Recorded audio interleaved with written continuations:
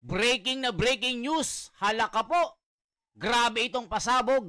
Nakakakilabot na balita. Gringo Honasan, na isa po sa mga kilala na namuno ng kudeta nung panahon ni Cory Aquino. Eto na, mga kababayan, magugulat kayo dahil pati siya masama ang loob. Talagang galit na galit dahil itong gobyerno na ito at yung mga namumuno talagang matatakaw sa pera. Talagang matatakaw sa ganib. Greedy. Pagnanakaw sa pera ng bayan. Nako po, mga kababayan, pag ito pa naman ang nagsalita, matindi. Talagang, nako po, ito na ba ang susunod na kudita? Ito yung tanong, mga kababayan eh. Ito na ba ang people power na yung dating namuno ng military coup nung panahon ni Cory Aquino? Mauulit muli. Halaka, mga kababayan, nakakakilabot ito. Kasi kita nyo, mga kababayan, pansin nyo po, lahat po ng mga retiradong general, mga sundalo na nagretiro, mga Marines, talagang galit na rin sila sa nangyayari sa gobyerno natin. Na talagang ginawa nilang kaawa-awa mga Pilipino. Patay gutom, ninakawan ang bawat Pilipino. Hindi na lang milyon ang nawawala, trilyon na, mga kababayan. Kaya si Gringo Honasan, naku po, may pasabog, nakakagulat. Pati si Jessica Soho, nabigla at nagulat dito. At talagang nanginig. Nakakakilabot ito, mga kababayan. Ito na ba? Mangyayari na ba ulit? Ang kinakatakutan ng Malacanang, halaka, mga kababayan. Ito na po, si Gringo Honasan. Standby po kayo, mga kababayan. Magkape-kape kayo para hindi nyo ma-miss yung mga sasabihin niya. Ito na po si Gringo Honasan. Pati ako, mga kababayan, nakakakilabot. Yung balahibo ko tumatayo. Talagang pati siya galit na galit, mga kababayan, sa nangyayari ngayon. Na pati mga investigasyon ng Blue Ribbon na wala, tinigil. Yung ICI, mukhang may inililihim. Ayaw ipakita ang tunay na nangyayari na ginagawa nilang pag-iimbestiga, pag-i-interrogate. Kaya sabi ng tao, pati na rin ang malaking reliyon ng Iglesia ni Cristo na nawagan din na isa publiko ang nangyayaring investigasyon ng ICI para hindi magkaroon ng agam-agam na para lang ginagawang sarswela ito o isang palabas lang o takbuhan ng mga politiko na mga magnanakaw. Ito na po, mga kababayan, hindi na natin papatagalin pa. Talagang nakakagulat, nakakakilabot ang mga pahayag ni Gringo Honasan. Ito na po. Pero meron pong mga retired na mga military officers. May TARP po sila nakalagay. General Browner, withdraw support from the government. Ang perception is itong mga retired generals and colonels na ito are allied with the Dutertes. So apparently they want to withdraw support, Browner to withdraw support from the Marcos administration so that they can support Sara. Yes. Sara Duterte. Ano Yung masasabi? Ang pagkukulang talaga sa gobyerno. Naging masyadong matakaw sa pera yung mga hinalal at inappoint na public officials. O nakita nyo po, masyadong matakaw, masyadong bukatot, masyadong buhaya ang mga nakaupo, mga palalo. Grabe, mga kababayan, makikita nyo po sa muka ni Gregorio Honasan na nanguna sa kudita noon na military coup laban sa administrasyon ni Cory Aquino ay galit na rin. Grabe ito, nakakakilabot. Infrastructure, bakit? Ay, Bakit? Kasi substandard nga po. Dahil Pinayagan kasi natin, nung nag-upgrade yung China, sa atin dinamp yung mga mahihinang bakal nila. Yun ang ginamit natin sa tulay. how did you keep yourself free from mga perception po ng corruption during your time? Hindi naman ako kurat. Wala naman akong ninakaw. E di mag-lifestyle check kayo. Ano kotse ko? Ano relos ko? Ako lang ang isa sa ilang lolo na pwedeng mag-give me 4. Iyan po, war wound. Sabi ko nga, eto, walang anesthesia to nung pinutol. Isipin nyo mga kababayan, yung daliri niya, yung talagang putol, walang anesthesia nung pinutol, nadala ng katapangan at talagang digmaan ang naging ugat para maputol yung isa niyang kamay. Mga kababayan, nakakatakot ito. Talagang may pasabog. Sir, anong maisasagot nyo naman dun sa mga magsasabi? Yan naman si Gringo, magaling lang magsalita, pero ilang beses niyan sinubukang patumbahin ang gobyerno ng Pilipinas. At least, tumayo ako. Kayo. I'm sure sabihin nila, oh, si Gringo dadanan dada. Oh. Pero siya rin ang dahilan kung bakit na-setback ang Pilipinas after EDSA. Kasi sa dami ng mga panggugulo na ginawa niya. Hindi, firing squad niyo ako. Hindi mga kababayan, no? Tapang. Ito yung mga mga old guard na matatapang mga kababayan na talagang pinanindigan niya yung kanyang prinsipyo. Nasawa na sa korupsyon. Kasi nung panahon ni Cory Aquino, talagang talamak din ang korupsyon noon. Pero hindi gaya ngayon na talagang lantaran. Lantaran na sinasabi na inosente sila. Gusto pang maging star witness. Gusto pang tumistigo yung mastermind na big boss ng magnanakaw. Halaka. Nakita nyo naman kahapon, nagpunta ng ICI, itinanggi na si Gutesa ay isang sinungaling. Hindi niya kilala ito at parang hindi siya credible daw at handa siyang magbigay ng mga ikabibilis ng investigasyon dito sa flood control. Aba, gagawin pang star witness. Halaka. Grabe na dito sa Pilipinas. Gigigil. Colonel, Senator, Secretary Onasan. Yan po yung tawag na hyphenated. So, maraming Don't salamat forget- po. Don't forget, rebel. Oh, okay, rebel. With the cause naman. Colonel, Secretary, Senator, Rebel Onasan. Okay. Maraming salamat po sa interview na ito. Ako, Jess, maraming salamat sa pagkakataon nito. Una ho sa lahat, kamusta po kayo? Okay naman. Keeping healthy, avoiding stress, playing with grandchildren, 5 of them. No? Di ba, my most important achievements are, siguro naman, with all my faults, no? I've been a good father, good husband, good lolo, and a dedicated public servant. Sabi ho nila kasi old soldiers never die Yeah. or never retire. They just fade away. They just fade away. Apparently, it's not yet, I'm not ready to fade away yet. So you've been busy po. Busy building a political party. It's a new reform party. Yung mga buhay pa na remnants ng 86, no? 40 years ago, this coming February, yung nag-break away from the Magdalo group of former Senator Trillanes. We reached out to the armed component of the revolutionary left Halaka. and the armed components of our Muslim brothers in Mindanao. Po, mga kababayan. Put them together, call them the reform. Nako po, alaka, parang nagpaparamdam si Honasan dito mga kababayan.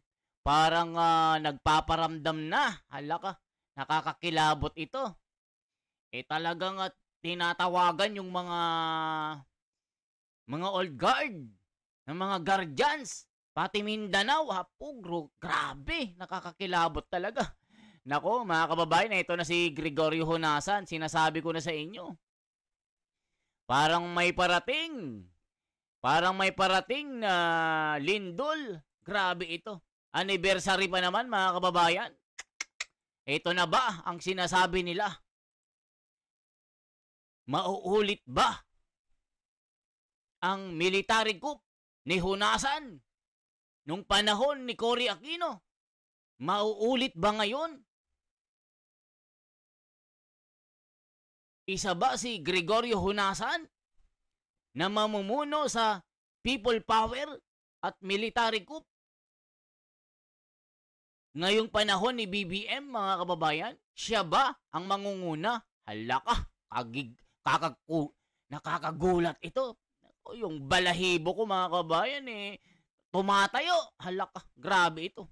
Party. Sir, ano hong masasabi nyo dito po sa takbo ng mga investigasyon ngayon, dito sa corruption, mga kinurakot pong proyekto? Okay. Hindi naman ito ngayon lang nangyari. Diba? Maliit pa ako, may mga issue na sa kalsada, ang nipis ng simento. So, siguro cumulative ito, napabayaan. So, ang resulta niyan is systems breakdown and institutional damage. And historically, paulit-ulit natin ginagawa. Historically, we've been doing the same thing economically, politically, even in terms of national security, and expecting a different result. Kasi naalala ko ho, isa yan sa mga ipinaglaban nyo Reform. Reform in the armed forces, in the government, in politics. At naalala ko, may isa kayong interview na I happen to have eavesdropped in kay Gwen Robertson, yung mga foreigner na mga journalist noon. And naalala ko, tandang-tanda ko yung exact words nyo, sabi nyo, why can we not be the government when we go to the remote areas? Why are they saying na hindi kami pwedeng maging kinatawan ng gobyerno when we're the only ones as soldiers na nakikita ng mga tao doon as embodiments of the Soldiers government? at pare. Kadalasan, religious leaders, no? So may vacuum. Opo. Kung wala ang gobyerno, sino magpupuno ng vacuum na yun? Rebelde, kriminal. Diba? Those who operate outside the law. Opo. Ito, anecdotal to, no? Sundalo, punta ka. May kalaban doon, may kriminal, may rebelde. So, punta naman kami. Diba? So, solvein mo. Arrestuin mo. No? Tapos, bring him back to face due process, no? Opo. Bago kami umalis, sasabihin namin sa barangay captain, sa mayor. Mayor, Cap, aalis na kami pero huwag kayong mag-alala. Padating na yung gagawa ng deep well ninyo, kalsada, livelihood, etc. No? etc. Akalain mong just after a few months, pababalikin kami sa parehong lugar. Walang dumating na gobyerno. O di, nandun na naman yung rebelde, yung kriminal. Ayun. Yun ang vicious cycle natin. Ang pagkukulang talaga, sa tingin ko, sa gobyerno. Parang nawala ng tiwala, di ba? Naging masyadong matakaw sa pera yung mga hinalal at inappoint na public officials. Mga kababayan, nakikita nyo naman ngayon. Gaano sila katakaw, gaano sila kaganib, gaano sila kaswapang, gaano ka sila kabuaya. Greedy, mga kababayan ko. Nakita nyo naman. Talagang naglipa na halos po, mga kababayan, lahat ng ahensya ng gobyerno. Talagang sari-saring sindikato, organized crime na sindikato ng pagnanakaw sa kaban ng bayan. Nakita nyo naman. Sinasabi ko nga sa inyo, yung bossing ng Kawatan gustong maging state witness para daw sa ikakabilis ang investigasyon. Nakita nyo po, trilyon ang ninakaw. Ni isa walang nakukulong. At ginagawa pa nila, puro pagtatakip. Kasi kumpare, kaibigan, inaanak, mula nung inagaw nila ang posisyon kay Marcoleta, nawalan na ng tiwala ang taong bayan sa ginagawang investigasyon ng Blue Ribbon Committee. Lalo na nung hinarang ni Ping Lacson at Tito Soto itong si Gutesa na Marines na sinabi na bodyguard niya or bossing niya si Saldico na naghahatid ng bilyon-bilyon na salapi na basura. At sinabi rin niya si Tambaluslos ay isa sa mga hinahatiran ng kaban-kaban na basura ng pera. Tapos tinanggi kahapon. Hindi ko kilala yan. Hindi yan credible. Kasi nalaman na peke yung kanyang ginawang salaysay. Pineke ang pirma. Hindi siya credible. Handa akong tumistigo para ituro yung tunay na salarin. Halaka. Only in the Philippines. Yung bossing na mastermind gagawing star witness. Diyos ko! Diyos ko po! Diyos ko! Diyos ko po! Diyos ko! Saan ka nakakita ng ganun, mga kababayan? Tapos mag-iimbestiga? Nakatago? ICI, Diyos ko naman! Ginagawa niyong tanga, bobo, animal. Mga animal kayo. Yun ang sinasabi ni Don Pedro ng Bulacan. Mga animal. Sakim.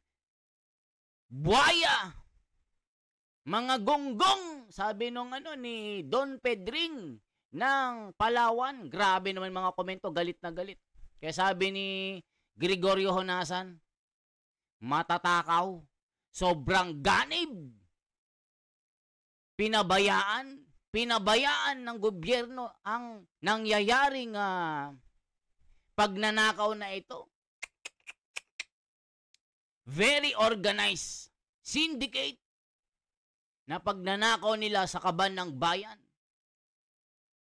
Ang daming namatay, ang daming nagkasakit, nalunod, na anod ang bahay. Pero sila, nasa Forbes Park. 5 ang bahay. Na ang bawat isa, 3 bilyon, 5 bilyon ang isang bahay. Grabe. Tas bubuksan daw ang SALN para patunayan na seryoso siya. Sabi naman ng iba, sabi na Amy, totoo ba yan? Okay lang buksan ng SALN, totoo ba ang laman? Alaka. Kakagigil, no? Ano ang resulta, Jess? Ano ang epekto nito para maintindihan natin, no? Bakit galit yung tao? Yun ang tunay na kalaban natin. Gutom, food, clothing, shelter, health, education, and now, the new gold, the new oil, data, impormasyon. Pero you served in the Senate din Yes. for ilang terms. So nakita nyo rin po itong corruption noon during your time. In fact, di ba nasa, ayun, mabuti na itanong mo yan, Jess, no? Huwag naman natin i-weaponize yung justice system, yung COA, yung ombudsman, para ang hahabulin mo, yung pupuruhan mo, yung kalaban mo sa politika. Di ba? Wala na ritong pinklawan, DDS. This is an all-Filipino effort.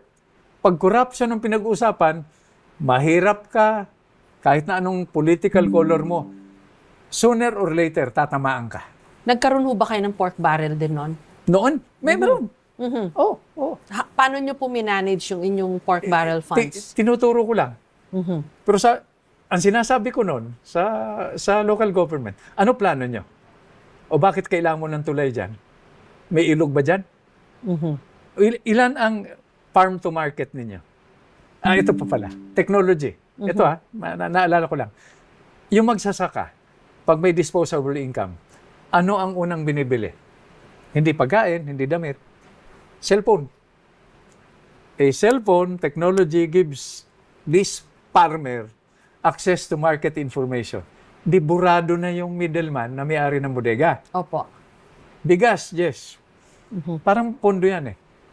Alam nyo mga kababayan, tama sinabi ni Honasan, yung ombudsman ginagamit para patumbahin ng mga kalaban, para patahimikin ng mga kalaban sa politika. Nakikita nyo naman, itinalaga si Boying Rimulya bilang ombudsman na maraming paglabag sa batas. Mga kababayan, tama sinasabi ni Gregorio Honasan dito, hindi siya nagbibiro dito. Galit na yan. Parang, di ba? Parang budget. Is it a supply problem or a distribution problem? Ang sagot sa akin ng mga tinanong ko, both. Dahil kung supply problem, bakit nabubulok ang palay sa bodega na pag-aari ng middleman? Okay. So it may be both.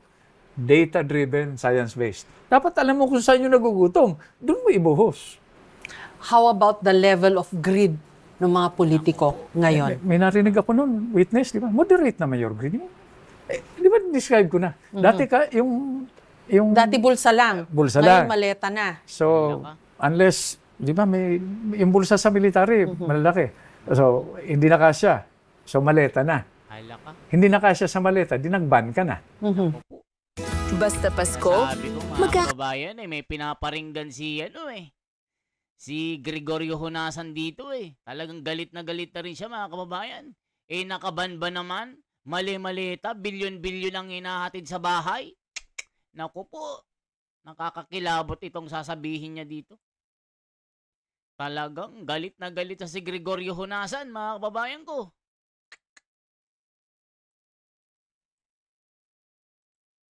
Talagang galit na.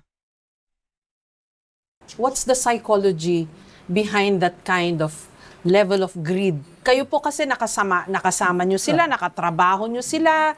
You know how much access politicians have to funds. Yes. Anong klaseng mentalidad po meron kaya yung... Baka nagmadali. Di ba? Baka hindi optimistic. Naku, pag nawala tayo sa poder, di ba? Buweltahan tayo niyan. Kaya mag-ipon na tayo. Pambayad sa abogado, sa accountant, pambili ng plane ticket, open and ticket. Baka, that's one reason. How did you keep yourself free from mga perception po ng corruption during your time? Tama yung sabi mo. Perception is the defining character of the situation I was in. Pag medyo binanggit na yung pangalan mo, totoo hindi, huwag ka na magpaliwanag. Di ba? Uulitin yun. A lie told 1,000 times becomes the truth. All you can do is insulate yourself, continue to occupy high ground, be at peace with yourself and say, hindi naman ako kurat. Hindi ako perfect. Pero hindi naman ako nagsamantala. Wala naman ako ninakaw. E di mag-lifestyle check kayo. Ano kotse ko? Ano relos ko? Ano damit ko? Well, ganun kasimple. Hindi naman mahirap, hindi naman rocket science yan, di ba? Ang dami po kasing substandard infrastructure ngayon dahil nga po sa corruption, and then nami-witness po natin yung mga buhay din po na nasisira or natataya po yung mga buhay po ng mga... Stand up, huwag ka na infrastructure. Bakit? Bakit? Kasi substandard nga po. Dahil... Pinayagan kasi natin, nung nag-upgrade yung China, sa atin dinamp yung mga mahihinang bakal nila. Yun ang ginamit natin sa tulay. Nung ginamit natin sa tulay, pwede pa. Dahil limitado ang tonelada ng mga container van. Siyempre nag-upgrade din sila. Hindi na kaya nung substandard. So, planning na naman. Di ba pag nasa civil engineering ka, civil works, you multiply the tolerances 2 times, 3 times para kahit na mag-upgrade ang technology, di ba? Bumigat yung kargada ng mga truck, hindi magiba. Forward planning, anticipation. We have technology to do that for us. But if you look at the root cause, bakit natin tinanggap yung substandard na bakal nila? Yung dumping. Diba? Ba't pinalusot ng... Ayan mga kababayan, naku po ngayon kasi wala man ng project na ginawa Kaya ang ginawa nila, puro ghost project, puro pagnanakaw. Trilyon-trilyon ang binulsa ng mga ito. Ni isang tulay walang ginawa. Buti pa nung panahon ni PRRD, napakaraming mga project kaliwat kanan. Yung subway, yung Manila subway malapit na. Yun yung legasiya ni PRRD na tinuloy ni BBM. Ayun, wala nang kahit isa, ni isang paso, wala. Ang ginawa, pinagnanakaw ng mga opisyal na mga kurakot ngayon, na mga project na flood control, wala na. Tapos ngayon, walang makasuhan. Itong ICI, wala pa. Umamin na wala pang nakikita na guilty. Wala pang napapakulong. Alaka, mga kababayan. Ano nang mangyayari sa atin? Puro lokohan na lang, puro pagtatakip, puro kagunggungan, katarantaduhan ang ginagawa nila na pagtatakip sa mga bossing nila. Kaya mga kababayan, kayo nang bahala dito. Anong masasabi nyo po sa mga sinasabi po ni Gregorio Honasan na nanguna at namuno sa military coup nung panahon ni Cory Aquino? Matindi po ito mga kababayan, malapit na pala ang anibersaryo. Matindi. Guardians. Pati Mindanao, alaka, marami pala mga old guards ito, mga kababayan. Malakas pa rin ang impluwensya nito. Napakarami nito, mga kababayan ko. Halaka, matindi. Kaya po ito, i-subscribe nyo po ito, i-like nyo po. Ang tanong po, mauulit ba ang nangyaring military coup na pag-aalsa, pag-aaklas during itong, di ba dati sila Fidel B. Ramos, pinabagsak nila si McCoy na ang sanhi din ay korupsyon. Pinalitan na mga dilawan. Yung panahon naman ni Cory Aquino, pinangunahan naman ni Gregorio Honasan sa military coup. Ayun. Nagsasalita na po mga kababayan. Sa opinion ko mga kababayan parang nagpaparamdam ito si Gregorio Honasan. Pati mga generals na retirado, umamin rin ang AFP na merong namumuong sigalot. May binubuong military coup. Nakipag-meeting pa yung mga ex-generals, mga opisyal na mga army. Nakausap din ni General Browner ang mga ito, mga kababayan. Pero sabi ni General Browner, no, we are stand to the Constitution. Pero ang balita, mga kababayan, yung sikreto na bumabalot sa multo, meron din palang korupsyon ng AFP. 15 billion na ghost project sa Tikas project ni Browner sa kanyang liderato. Kaya daw tahimik, nabusalan ang bibig ng bilyones na pera. Halaka, mga kababayan. So yan po ang ating reaction ngayon. I-share nyo po itong video na ito. Ipakalat nyo po. Anong masasabi nyo po sa pasabog ni Gregorio Honasan dito?